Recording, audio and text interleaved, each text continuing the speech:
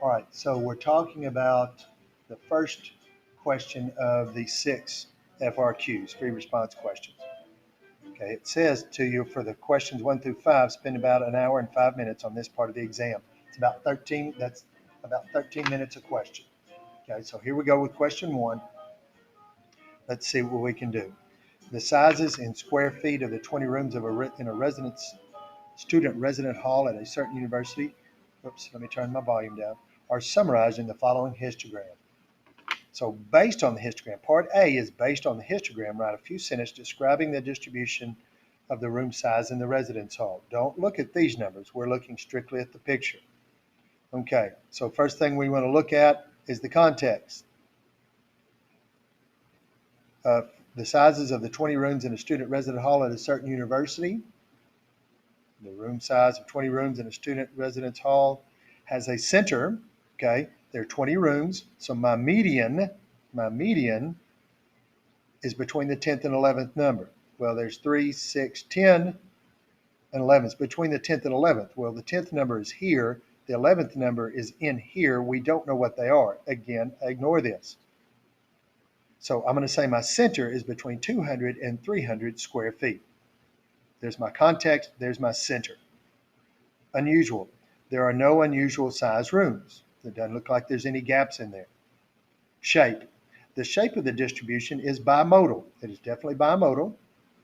Or I could have said the shape of the distribution has most of the data from 150 to 200 square feet and between 250 to 300 square feet.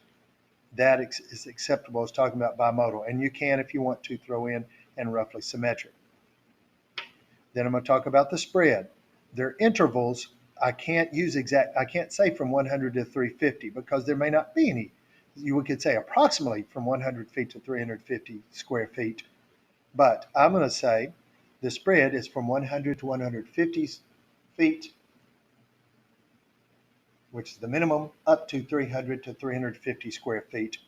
Or we could have said the IQR is from 150 to 200 because the seventh and eighth numbers in here, the fifth numbers in here, the 15th numbers in here. We could say the IQR is from 150 to 200 square feet and 250 to 300 square feet. That's how we would find the IQR.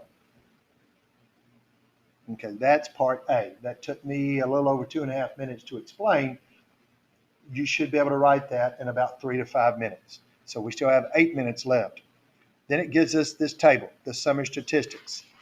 And from that it says, describe whether there are potential outliers in the data,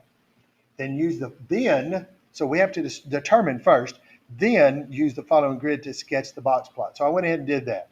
My minimum of 130 whatever, my first quartile to 170 whatever it was, my median at 253 and a half. I don't put the mean, I put the median. It's a 5-number summary. My my upper box plot, my third quartile was at 290 something, and then my maximum was at, 318, 315 or something like that. Okay, so there are my values with that. Let me check back to that number real quick. Yep, 315. That was my maximum. So then to determine whether there are any potential outliers, I had to find IQR, Q3 minus Q1, 292 minus 174 equals 118 square feet. To determine outliers, you find the IQR and you multiply it times 1.5, 1.5 standard deviations. I multiply that times, that product is 177. I then subtract it from Q1, from my first quartile, that 174. So 174 minus 177 is a -3. Well, you can't have any rooms -3. There's not a number less than -3 square feet. Then I add it to Q3 and I get 469. There is not a number greater than 469 square feet. So there are not any outliers. It says to determine. That means you have to do something. So we did that. We didn't get any outliers. I showed my work.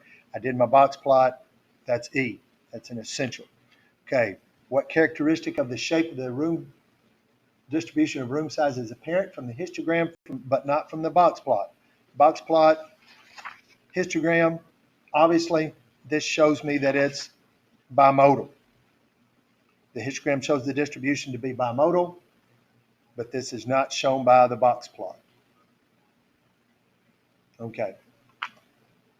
So you need to make sure you show work, make sure you read each and everything carefully, and hopefully you can get a 4 out of 4 on the first part.